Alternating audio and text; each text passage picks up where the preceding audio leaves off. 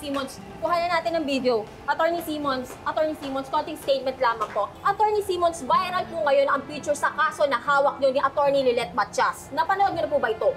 No, I don't have time to watch these things.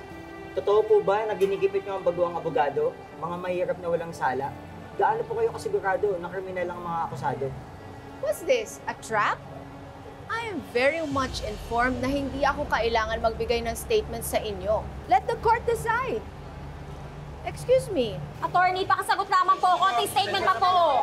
Si Calorena, kuhanan yung statement. Calorena, we can see na kasama niyo po ngayon ang mga Matias sa hearing. Hindi po ba ito malaking statement sa stand niyo? For more than a decade na nasa ere ang programa ko, my stand is still the same. Kasama akong tumitindig para sa karapatan ng mga mahihirap at mga inaapi. So, consider it a big yes. Oo, at kasama ako ng mga Matias na naninindigan para sa katotohanan at katarungan.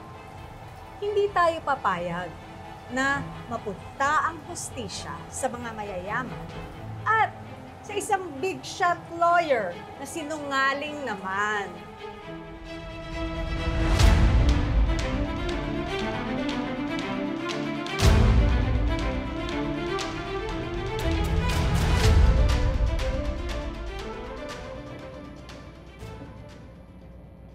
Ang kapal talaga ng babae niya.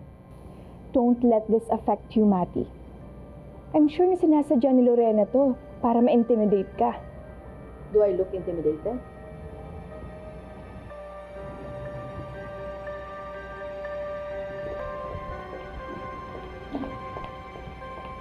You.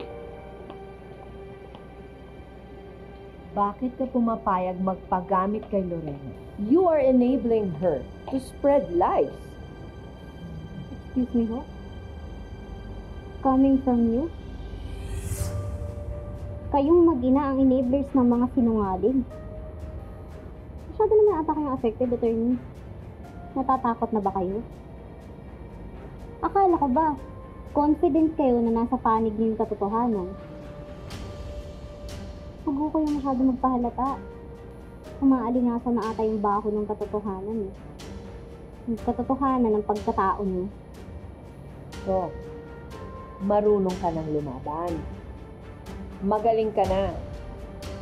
Okay, I will see you later. And watch me crush your defense into pieces.